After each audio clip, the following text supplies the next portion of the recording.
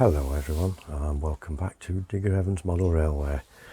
What we're looking at today is this wonderful locomotive we can see in front of us. That's got it into focus. This is my friend from Canada, Charlie Mcgowan from Partick Hill. I shall put a link to his channel in the top right hand corner of this video, and he sent me this little beauty, and it just needs a little bit of tinkering, maybe some weight in the loco, and if we look, there's a lot of good detail in there. All these rivets that you can see and things, these are all places that would trap dirt and water and thus attract rusty spots. There's a lot of good fun we can have with this one. In a future video I'll get it sorted, cleaned up first, and we'll get it on the test track first of all to see how she runs and what have you, and we'll work on it from there. That said, today I'm going to show you what I've been working on. As you know, I jump from one project to another constantly, and I've been working on this level crossing kit, the modern level crossing kit that I won in a competition from Jason at Barnabas Junction. I've airbrushed most things in a very matte grey colour, and put them together ready very soon for final detailing and stuff.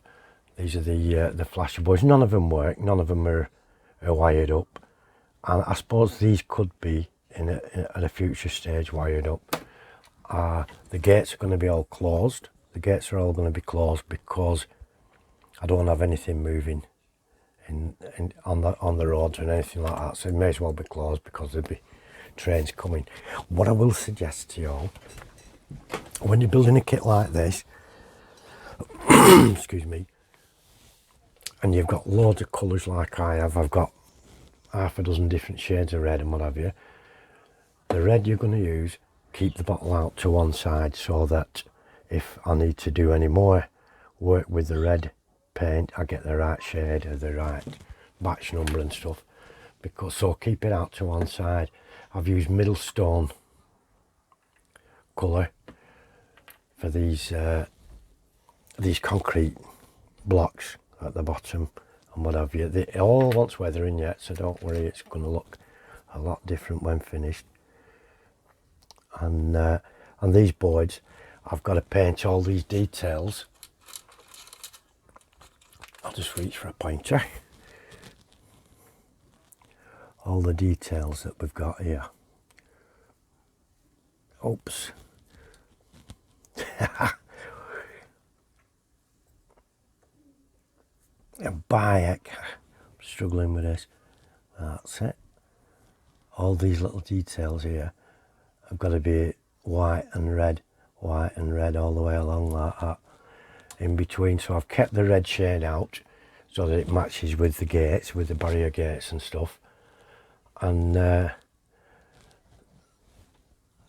it'll match all up when I use the right shade.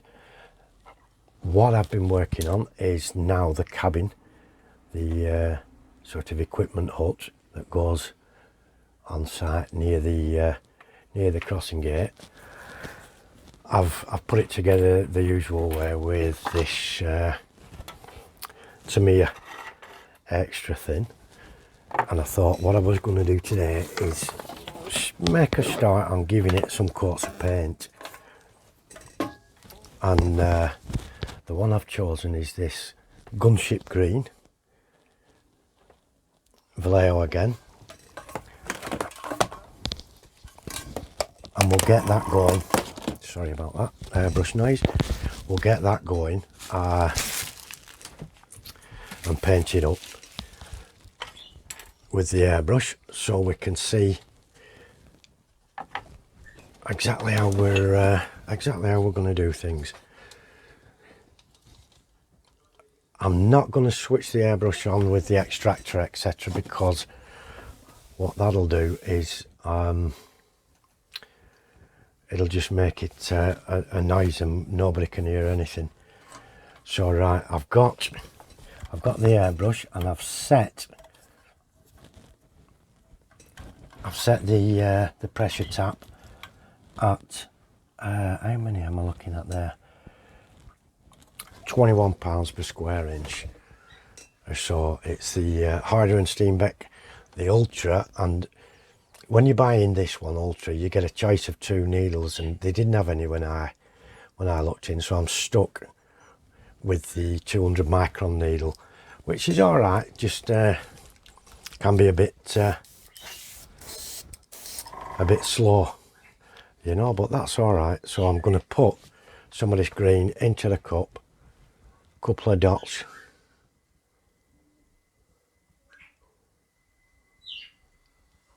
There's 5 in there, and I'm just going to make a start. I'll get a glove on because I'm going to have to, oops, sorry about that. I'm going to have to hold this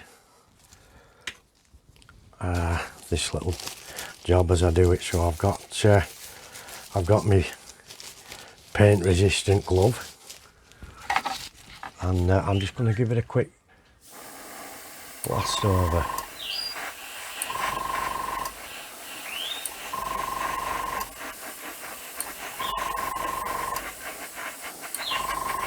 Just even strokes. I haven't pulled the needle all the way back yet. Now you'll notice I'm about to finish and move position. So what I need to do is push the needle forward and then let go. That ensures that there's no paint left in the chamber to splatter when I use the next one. So we'll move on again.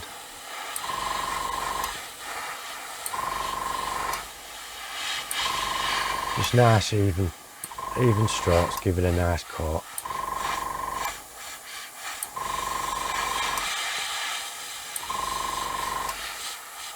It should dry pretty quickly, and they will be able to see if we've missed anywhere.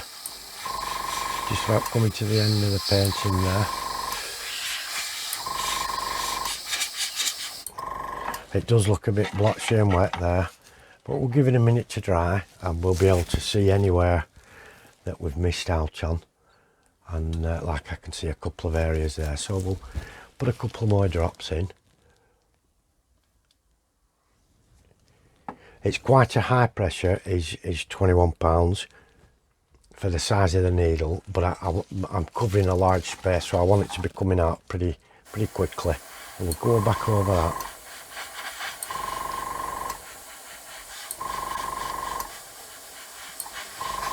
Just try and get a bit more coverage on those areas.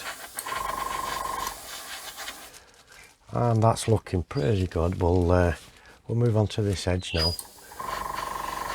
Just cover this end. Normally I'd have all the filters going and the lights on the box, but I'm not going to do that because it'll drown everything out. You won't be able to hear my rambling.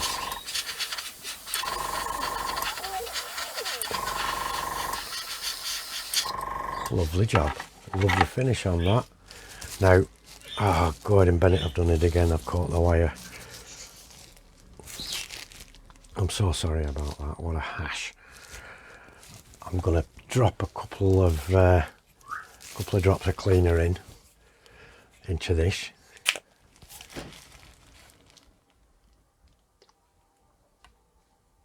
That's one of the more important jobs, so that you're not allowing paint to dry in there.